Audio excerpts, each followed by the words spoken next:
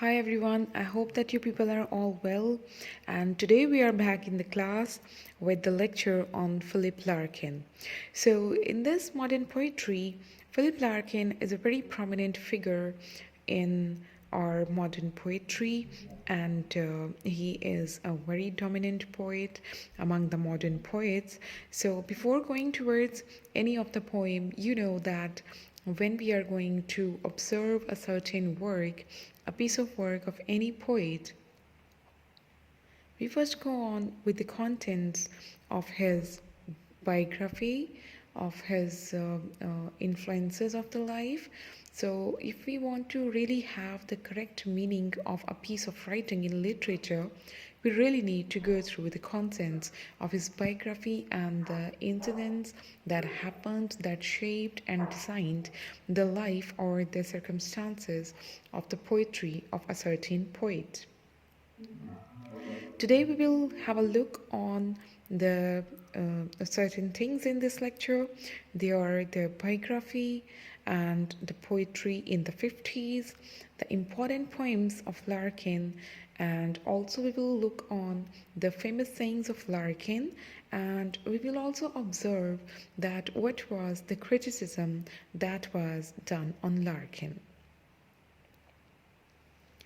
Philip Larkin biography, 9 August 1922 was his birth date, and he died on 2nd December 1985.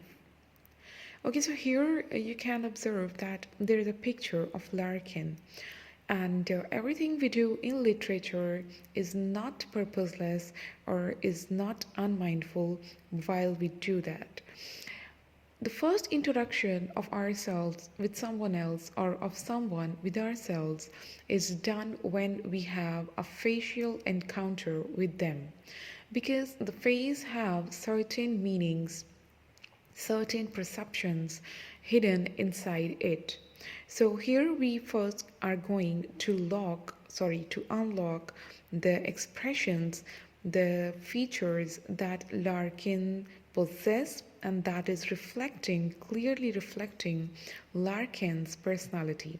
As being the students of literature, as it is a very common approach in the students of literature that we go through the certain characteristics of the character and we examine the character from all the perspectives. This is our first priority, to just first find out the personal characteristics of someone. And here you can see the picture that you can have on your screens at this time. That is a picture that what does come into your mind then when you have a first glance on it? You can observe that when we put a first glance on it, we get certain meanings from our view. Just like if you are looking at someone, we get a first vibe, a first intuition, a first meaning in our mind, and we design, our mind fabricates, our brain works in that way, and we really make or shape, a viewpoint about a certain person. So Larkin here, we can see him. He, first of all, let us discuss his eyes. Now, if we look at his eyes, he is wearing the glasses. That means that somewhat in our a common perception is that those who are very hardworking wear the glasses, or those who are very intelligent. But that are the common and self-created perceptions. If we go into looking deep into the eyes of Larkin, we can get the thing that we can somehow get a meaning from his, the way he is looking at something. There is something, a feeling of tiresome circumstances, or he is tired of something. His eyes are wearing not only glasses, but a tidy figure of something, that he is tired of something. If we come towards his smile, we can see that, however, the person is smiling in the picture, but what is happening around? The person is actually not happy. I mean, when we smile, our eyes enriches the smile first, and then it comes to the lips. Have you remember the poem, The Layer?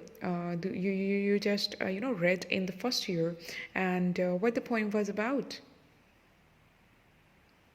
The poem was giving you a clear description by the poet. He says that we don't have any time to look and to rest under the beauty of nature, that how it enriches the eyes, and then smile. He personified the beauty of nature with the woman, but what he said that the smile is the first thing, that when it comes on our face, that when it appears on our face, first it comes to our eyes, first it reaches our eyes, and then it comes towards our lips and our rest of the facial expressions.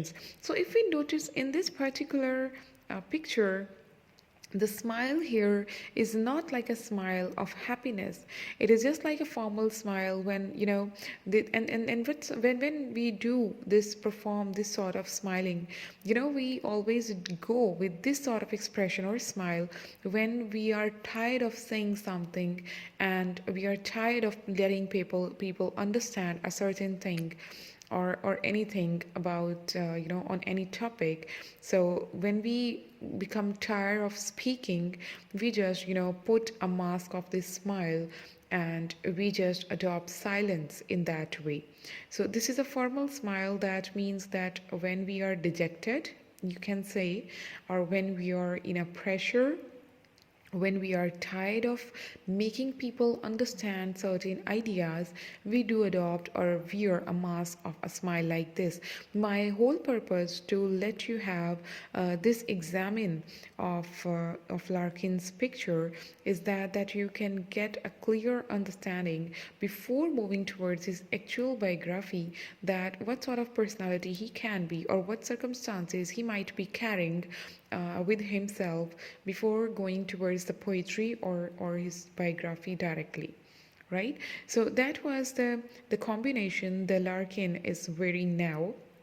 That is a contrasting expression we may get, that because he is smiling, but the smile is not related to the happiness, rather it is giving us more a message of dejection. And same is the idea, or the thematic concern that we find, or that Larkin poetry revolve around. So here we are going towards the next thing, and that is, here is his biography.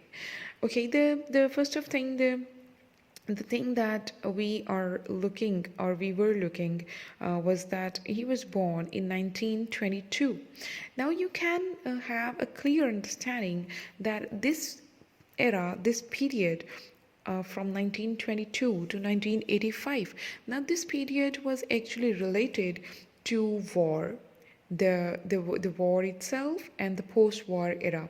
You can see that if we go through a certain, you can say, happening or a mishappening in the morning, in a day, if we look at an accident, god forbidden, or we go through, or we are the witness of that accident, or a road accident, or somewhat like of this, any of the mishappening. So what happens with you? Whole of the day you are entangling with the thought of the bad incident that took place in the morning, and you are not at ease almost for a whole of the day. And some people are that much sensitive, that even that the effect of that incident, that bad incident, that happened for a very long time with them. So this happens when we see a bloodshed, or some killing, or some bad incident in our in our life. So if we talk about war, so you all have a clear understanding that what is a war. The war is something that have a bloodshed or a killing on a massive, large scale. So what about the people who were, there, who witnessed war, who were killed in the war, whose beloved ones were killed in the war, and there were a number of people from each family that were sacrificed in the war. So you can, think that ultimately a large scale killing give you a troublesome time with your own anxiety and depression. And the same anxiety and depression can be seen in Larkin's picture, in Larkin's date of birth, and a person can never be separated from the brought up or from the surroundings he is, growing up. And man is a social animal, and the way or the atmosphere in which we are brought up, we have very much of the influence of that thing in ourselves. I mean, the influence of these things just goes side by side in our personalities while we know that or we don't know. So before moving towards his actual biography, all these things were to set a background of the poet in your minds while reading about his poetry, while reading about his biography. You should keep in mind these two things, that which era was that Larkin belonged to and how actually was he, seeming like. Okay, now we are here at the biography. Larkin was born in the city of Coventry, England. He was educated at King Henry VIII School, Coventry, and St. John's College, Oxford. After university, Larkin worked as a librarian in Shropshire before moving to Hull in 1955, where he was appointed as a head librarian, the university's Branmore Jones Library. So here in this particular section, the main thing that you can keep in your mind is that Larkin became a librarian. It means that he was also surrounding with books. And you know that books are your best friends. Many times you have heard in your life that books are your best friends because they teach you and they never question you. But the thing that we should keep in mind is that was the era of dejection. The people become unsocial. The anxieties they were carrying was their personal inbuilt qualities. But also we can see that the war is something that not only shakes you inside, but it also affects your outside life. And you can observe the thing that war also brings the economical disasters with itself, and people becomes financially weak. So here keep this thing also in mind, that Larkin also belonged to an era that was economically unstable. So his purpose of becoming a librarian can be his effort to earn some livelihood. And the other meaning of this picture can be that he was surrounded with the books, and that can be a very good influence of his poetry. Philip Larkin remained the rest of his life in Hull, where he wrote all his poems. So here we can see that surrounded by the books, he was all creating and writing the poetry, the best works of his life. Early in his career, he also wrote two novels, Jail 1946 and Girl in Winter 1947. And if we give a deep insight only to the titles of the novels he wrote, you can see The Girl in the Winter. As a student of literature, this is not a difficult thing for you to get the symbolic meaning of title. So you can look at the title and you can assess that winter in literature stands for something that is frozen, that is not working, that is freezed. And if there is a girl, it means that the human life itself, and probably Larkin is talking about a human life that is frozen, and which circumstances, force us to be frozen, to be freezed, which force us, the human life, to be frozen. Those are the circumstances that have bloodshed, that have killing, and that brings dejection in us towards the matter of our worldly life. So, from an early age, Larkin was obsessed by his own mortality, and many of his poems are about death. Now, in this particular content, you can now again relate my just said words to this again. This phenomena that we are discussing now, we already brought a light to the bloodshed, to the killing, to the death that people suffered. And now, at this particular point of our lecture, we are officially, observing this, that the death is actually the main theme of Larkin's poetry. And not only death, but there is also mortality. We know that man is a mortal being, and he is to return somehow, but he is to die somehow. He's not going to live in the world forever. But we can observe that the phenomena of mortality we are having and the phenomena of mortality Larkin was possessing, they totally have two different influences and two different ideas. Just like we also believe that we are mortal, but do you, every time thinking of death, are you every time feeling that okay, nothing is going to work because everything is going to be ended soon and everything is going to end? So is this our approach to life? However, we do believe that we are mortal, but no, our approach towards life is not this. However, we know that we are mortal and somehow we will be dead one day. We will be no more in the world. We do not lose hope, or we are still optimistic, and we are performing our daily life schedules, and we are also performing and we are making efforts for our goals of life. We are also having set goals of life. But for Larkin, the mortality was just like that life has no meaning in itself. Right? So our phenomena, our viewpoint about mortality and Larkin's viewpoint about mortality are two different things that deals with two different ideas, that two different approaches are here, that however we do remember that we are mortal, but it doesn't mean that we lose hope. We don't leave the wood doesn't leave the heart. We don't leave the heart.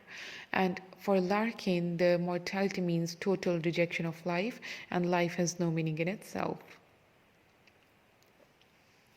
A final decade, Larkin poetry stopped being popular, and just before this, he wrote a few poems. Larkin died of cancer, and it was on December 2nd, 1985.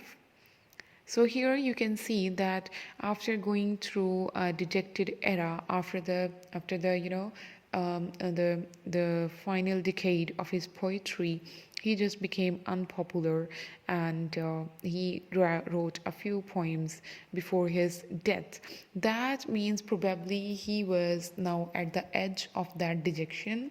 He was now at the edge of the disappointment he was carrying with himself. And that all these are personal viewpoints. Our mindset plays a very important role in shaping our destiny or lot as well. Now, if we talk about the poetry of Larkin, that is the poetry of 50s. And in that particular time, Philip Larkin was a British poet. He was also a novelist, as we have just discussed some of his novels, and he was also a jazz critic. So here we can see that Larkin was a versatile poet. His personality was versatile. But you know that the surroundings also shape your versatility, and if you are having or possessing many qualities, you go with many remarkable works, but there is anxiety in your life itself, right? And what is that? You people might have observed that all of you listening to this particular lecture, or all my students, are very versatile in their personalities, and you people are having remarkable characteristics, and that can be inbuilt characteristics, or you have developed it with the passage of time. But there are many people who are very confident, and they are working differently in their versatile personalities, and there are many people who are shy. they are performing their versatilities in the different dimension. So here it varies from person to person due to their context, due to their the backgrounds of their lives, what are the backgrounds of their stories. So same we are here happening, or we are here observing in Larkin. Larkin is regarded as one of the greatest English poets of the later half of the 20th century. So, however, he was dejected and disappointed, but he was also sharing the common interest of people. As I told you, that this was not only about Larkin, but the whole era was a war and a post war era. And it was not only Larkin that was suffering from the war or the post war effects, but the whole society, the whole community, the whole era, the whole atmosphere, the whole aura was suffering from the same sort of depression, anxiety, and dejections and disappointments among themselves. So, probably this is the idea that has made him among the very great, or the well known poets of last half of the 20th century. So if you work, or if you talk about the important works of Larkin, here we come to know that first work we can see, that is Deceptions. So you can have now an ultimate idea that if a person is surrounded by death, if a person is dejected, so what he can write, the writing is a process that can never be separated from the influences of your own personality. There are always subjective interest, there are always subjective approaches towards your writing, because no matter that how much neutral or unbiased you practice, or you try to write something, but there are certain things that can never be separated from your writing. Your writings are your own reflections. So here you can see that there is the first one is Deceptions, right? The title is self-explanatory to Larkin, or to the poet's concern as well. The second poem is Church Going. Now, in Church Going, we are also going to read it. You can, from the very, for the very time, for this moment, you can, perceive the idea that church going have two different meaning in itself. Church going means that if a church stands for religion, if a religion is going somewhere, or church going means that there is someone who is going towards church. So probably the two approaches are that a person is driving towards religion, or a person is dejected from religion. So the poem can either be in two ways. And you know that when we have a very idea of dejection, disappointment, and we see death on a large scale, we can go with a point that lead us towards religion, because religion in many ways that is a soul salvation for us. Because whenever you are distressed on something, you are stressed over something, what you do, you just rush towards God, and that is not a conscious, or that is not a step you take intentionally, but that is something inbuilt in us, that whenever we feel distress, whenever we feel upset over something, there is a communication we get started with our Lord, with our Creator, and the process of communication takes place. So probably sometimes we go closer in that communication, or sometimes we become dejected that the only salvation we think that is God and religion in us, but it is even not stopped the killing and the bloodshed. So the religion have a very close bonding with our anxieties and depressions in life. The second or the poem was published in 1954. Now there is Mr. Bleaney that is published in 1955.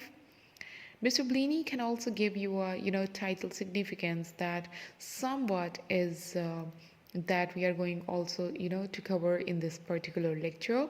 So Mr. Bleaney is something that going to give you a picture, a name that is not a powerful name. However, Bleaney, when we say Bleaney, it means that there is something fragile, something old, or something about to decay. So again, we can get the same perception from this title. I hope that you people can get it. Then we see the second or poem is Afternoons. Now, afternoons, is a time of a midday time after the time that the day is half done. And when the half day is done, what is happening? The light is going to dim, and the sun is going to set, and ultimately that is going to result in the prevailing of darkness. So afternoon also is related somewhat that the light of hope is now dimmed and the darkness of life is coming forth. The next poems are also towards the wits and weddings. I mean that as much you can think about the titles of the poems, you can get the meanings or the significance of these titles. There are chords, the hits and weddings, this be the verse, and MCM 19. So here we are with the very famous poems of Larkin. Now we are moving towards the next thing, and that is the famous sayings of Larkin. You know that a person is known by the things he say. So also to get a deeper understanding to the character or the personality of poet, we go with his famous sayings. And as we have, an first introduction with his facial encounter, then we go through the biography. Now here is the time for a deeper understanding to go through his famous sayings. Now, what are the famous sayings of Larkin? You can see, what will survive of us is love. So it means that this is the Larkin's concern of life, and the salvation that I'm talking about is probably found by Larkin in love. The second one is, how little our careers express what lies in us, and yet how much time they take up. It is sad, really. So here you can see in this very particular saying, you can see that Larkin worked as a librarian and a head librarian. However, he was writing the great poems. So the dejection does not end here, but it also goes intense when just, despite of having such a versatile personality, you cannot get on a very good career. You cannot make your livelihood in a good way after being possessed with so many qualities or characteristics. That is a sad reality that lead us towards a deprivation, a dejection, a disappointment. And many few or very few souls are there who actually take this dejection as a positive thing, and they challenge the world with your compatibilities. But most of the times, many of the people do not have that much courage, and Larkin is probably one of them, because he is actually dejected from the life itself. And this is not only the financial thing that is shaping Larkin's viewpoint, but as you people know, that I have been constantly saying that Larkin was also surrounded by the war and the post-war era. So we cannot forget that is a major role it is played in Larkin's personality. The third one is, deprivation is for me what daffodils were for Wordsworth. Now, from this very particular saying, or from this only saying, if you don't even go through all things, you can ultimately get the idea that how deeply he was associated with deprivation, how deeply he was moved by this feeling of deprivation in his life. So all these dejections are playing an important role in Larkin, and these important roles are shown or reflected on a great amount in his poetry. So here we are having some critics on Philip Larkin. Let's see what they have to say about Larkin. Larkin had no emotions, no vital essences worth looking back on, but siphoned all his energy and all his love out of the love and into the work. So you can see that Martin Amis has said that Larkin had no emotions, but all his energy and all his love can be seen in his works. And there are some personalities that are not that much, as they are outside, they are inside. There is a difference. When they behave outside, they can be shy, but that doesn't mean that they do not possess the qualities. When they write something, when they communicate, all the qualities are shown them. Quickly moving towards the next one, Larkin's interest in images is drawn from advertising because they represent society's collective desires and aspirations. This is said by Andrew Sorbeck. Third one is he is much less interested in nature for its own sake than for opportunities it offers to moralize about human condition. And that was told about Andrew Motion. So here we are done with Larkin's biography and all the major concerns he's possessing. From the very lecture, from this first 30 minutes, now you can get an idea that how Larkin is associated with this depression, deprivation, with his anxiety and dejections. Now it is the time to explore that how the poet has dealt with all these emotions in his poetry. So we are quickly moving towards his first poem, and that is Mr. Bleaney. So Bleaney, you can see that I have just talked a little bit in the mentioning of the famous works of Larkin. You can see that Mr. Bleaney is a title that is very significant, that is given to this poem after a very deep consideration about, from the poet. So Bleaney is something that actually is giving you the significance of something that is fragile and weak. You can just say it, Bleaney. It's Bleaney. So when you say this, there is no power in the word. There is something that is weak. There is something that is fragile, that is old. And when we say Bleaney, so our voice, our sound goes down. It means that it also shows that something is actually going to decay towards the destruction, or something that is half dead already. Also from the title, we can get an idea that Bleaney is the name of a person, and probably the character is there in the poetry, in the poem, and it is a character, and the whole poem is going to revolve around it because the poem is named after this certain character.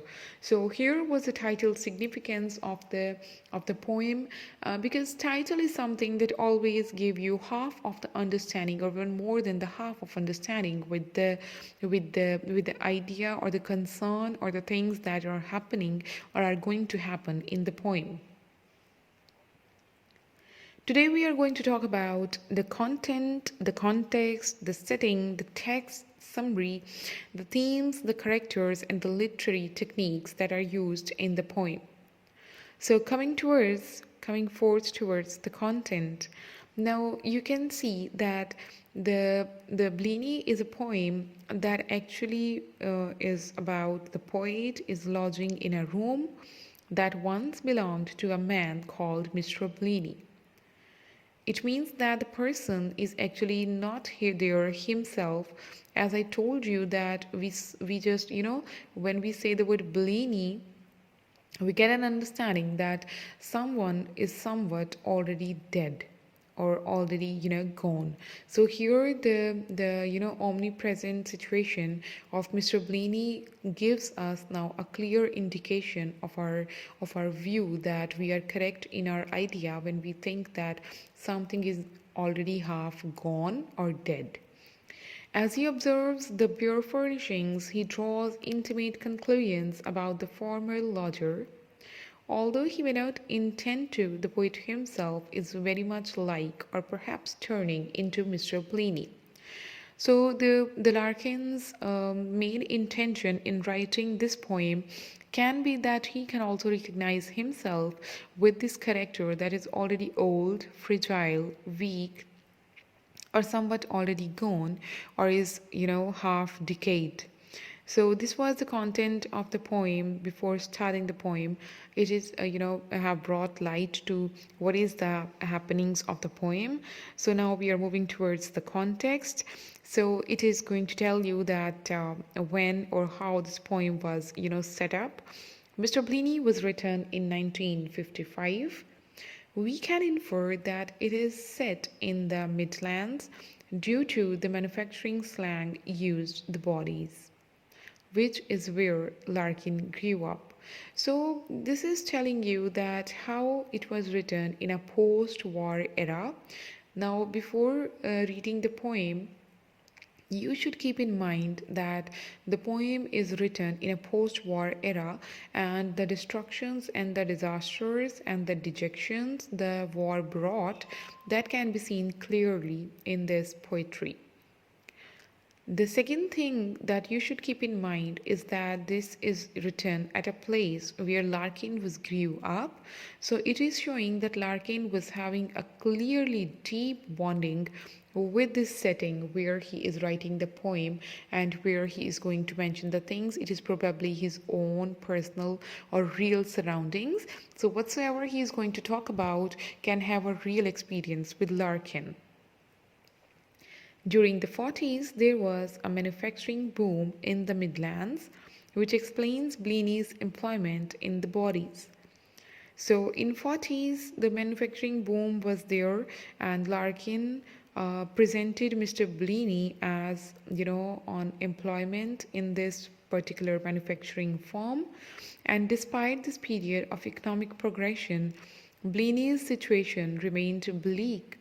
This is a very important point to note that, however, war brought many economical instabilities. But what is happening over there, that the country or the world is now back at its way towards progression. But what is happening with some of the people, what is happening with some of the souls like Larkin, who are very sensitive in their nature, they are not improving like Bleaney. Bleaney remained bleak in his situation monetarily or physically or mentally. It means that he is somewhat a more sensitive person than the rest of the world. And we has already said it that Larkin was somewhat recognizing himself as Mr. Bleaney. It means that he was close to the character of Mr. Bleaney, and the character of Bleaney was actually representing Larkin. Now look at the setting of the poem. The setting of the poem is that the flowered curtains thin and frayed. So here we can see that in the setting, the curtains are having flowers. They are blooming.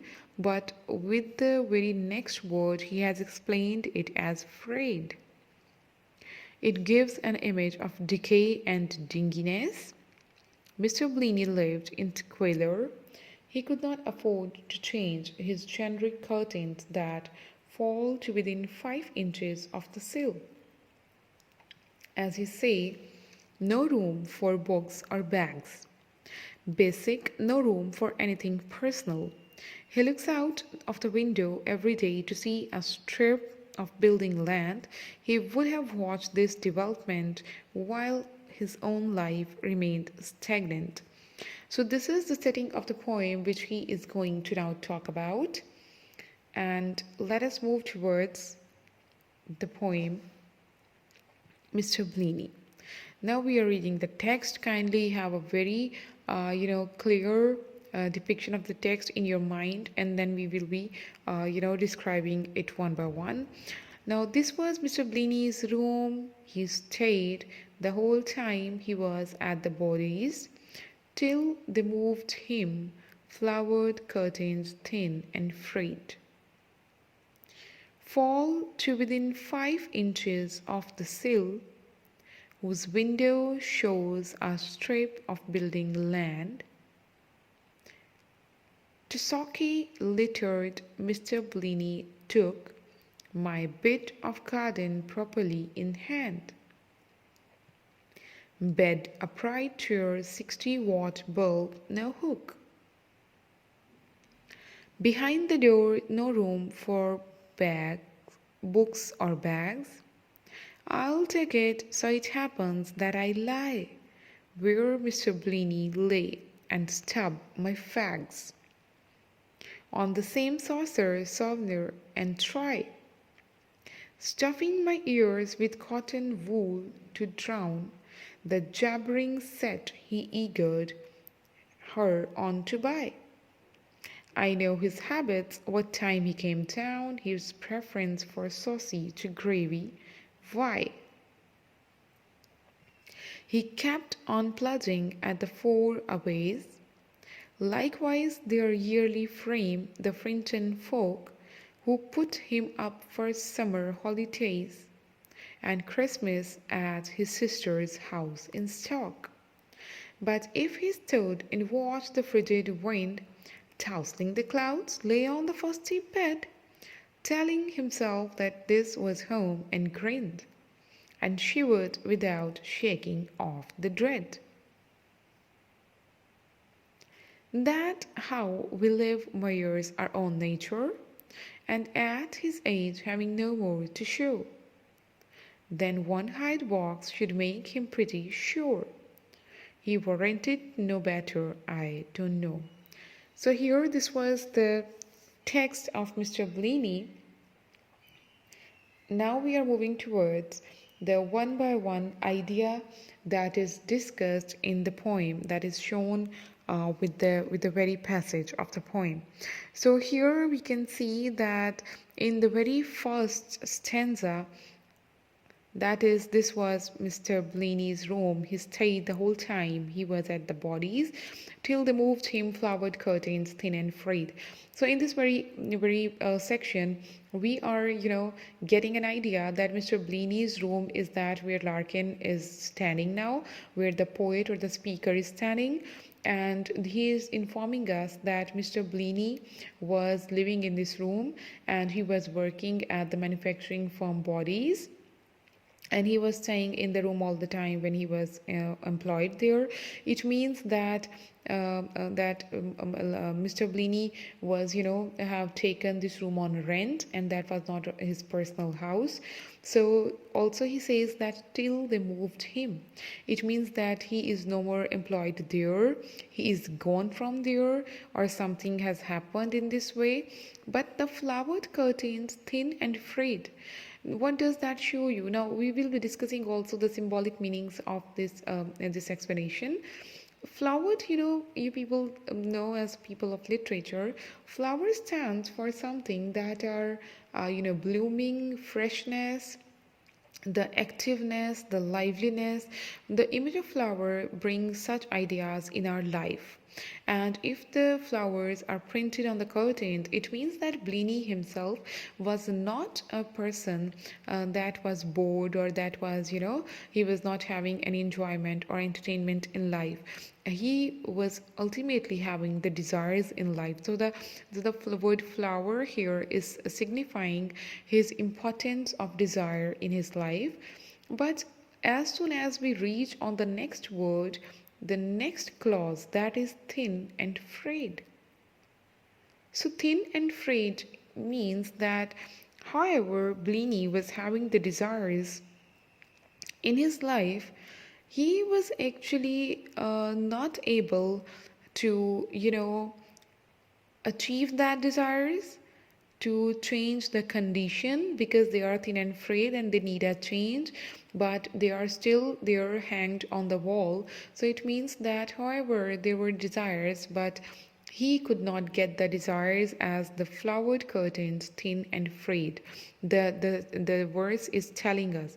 So the landlady tells the speaker that the room he is considering renting was formerly occupied by a man named Mr. Bleaney, and Bleaney lived there whole time. He worked at a car manufacturing plant known as the Bodies. Until he died or was transferred, we are not sure. The room is thin, and that is shabby, and that is floral patterned curtains. They are hanging, and they are also short curtains. They are not the complete length of the window, but they are 5 inches short of the window's sill. as it is told in the next stanza. So let us read it again. Okay, fall to within 5 inches of the sill, whose windows shows a strip of building land. Socky littered, Mr. Bleaney took my bit of garden properly in hand. Now these lines are showing actually that the curtains was there, but they are not of a complete length of the window. However, they are short. It means it is giving us an image of shortage, of lacking that Bleaney was suffering in life. The shortage, the lackage, of something that it was considered to be financially. That can also be some intellectual desires, and that can be deprivation of any other thing, any other need. As being a human being, he was suffering from. Then she says that the window shows a small yard full of grass clumps and litter. The landlady mentions garden, so it means that there was a garden as well, and she also claims that Bleaney improved that garden. It means symbolically it stands for the meaning that Mr. Bleaney was actually possessing the qualities, a versatile personality like Larkin, but maybe he was, shortening, or he was suffering from the shortage of the resources that he cannot make his mark in the life, and he was not given the appropriate opportunities and chances in life, and that was actually leading Bleaney in a suffering or a suffer more condition. So we can see that the garden here stands for an opportunity. So it shows that when the landlady gave or handed over her garden to Bleaney, he actually improved it. It means that he was capable of doing something, but due to the lack or shortage of something, he couldn't improve that in this way. And also that is mentioned that there is suffering in the form, or in the text that we are seemingly now reading. So the next lines that are that bed upright chair, 60-watt bulb, no hook, and behind the door no room for books or bags. And then he says that I'll take it. So here we can have an idea of that thing, that room actually was narrow, and that was not a fine room of a very classy atmosphere. And the room contains a bed and a straight back chair. There is a weak light bulb that was having no hook, and that was no hook attached to the door as well.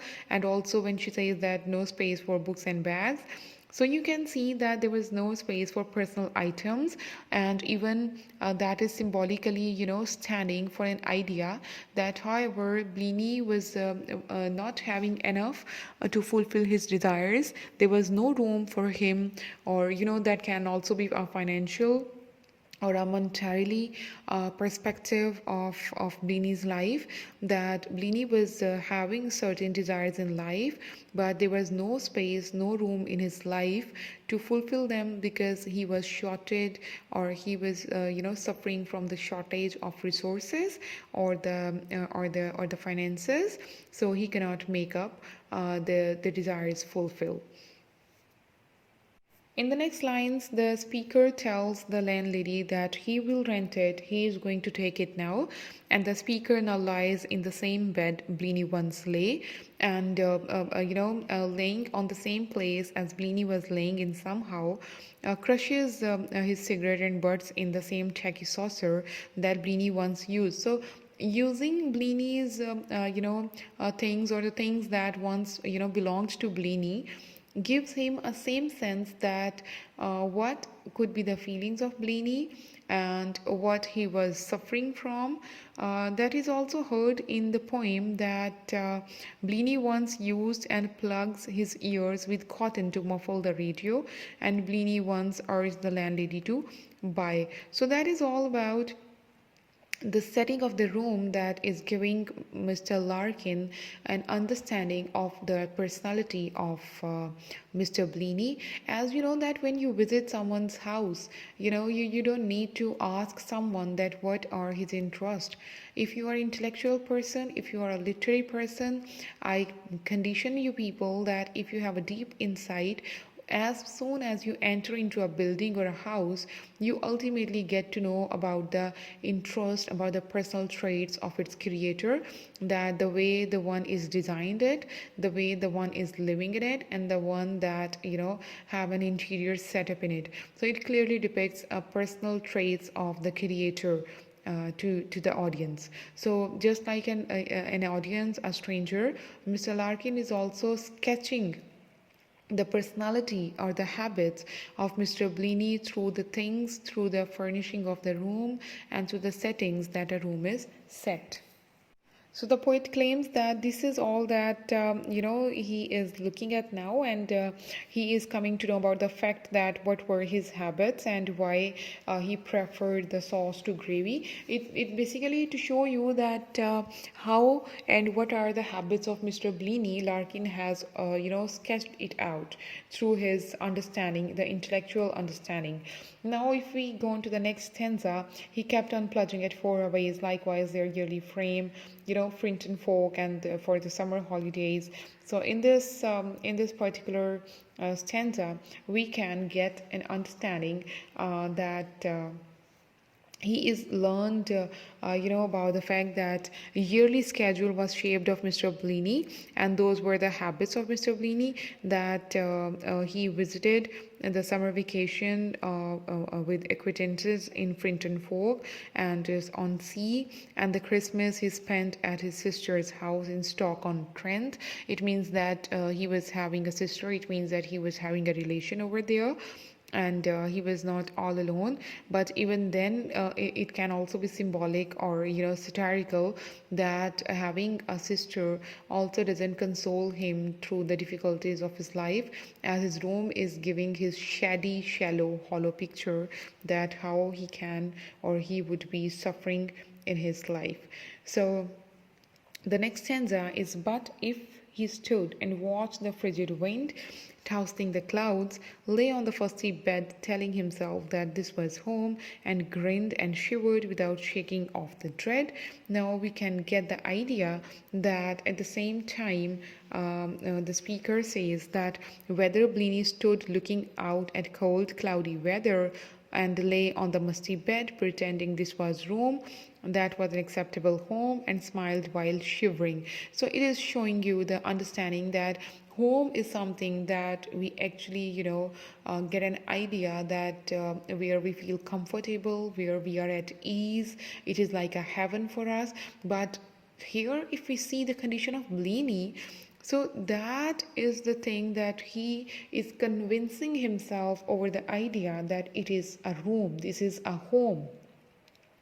However, he was shivering, but he was smiling. It means that he is struggling with the idea to convince himself that yes, it is the home, and he is comfortable there.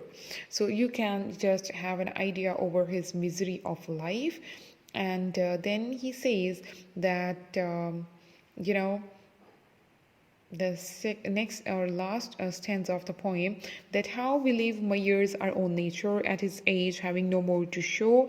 It means that he is now really old and he is having no more show of life, and this hide box is symbolic because that can be a hide box that a coffin is symbolizing here, or a hide box that he was carrying with him while leaving the room. He warranted no better, I don't know. So in this way, the poet says that he wonders that if Bleaney felt a persistent fear that our living conditions reflect who we truly are, and that for someone as old as he was, having nothing more than a tiny rented room meant that he was all that he earned in his life. And the room was giving this clear picture, and the speaker says that these are the things that he doesn't know for sure about Bleaney. So now moving towards the themes of the poem, we can find theme of loneliness and isolation from the words that no more to show than one hide box, and Larkin implies how lonely Mr. Bleaney is, yet he is choosing the same life as him, and others merely tolerate him, just like Frinton folk who put up him. So it means that they merely tolerate him, and that is his own relationship with his landlady, who still refers to him formally. Home is another theme, and that is that what is the definition of home? It is where I have told you we live, we feel safe, we feel comfortable, and we feel loved. But we not, don't find any of the object, any of such element in the poem of or the room that is depicted through the poet.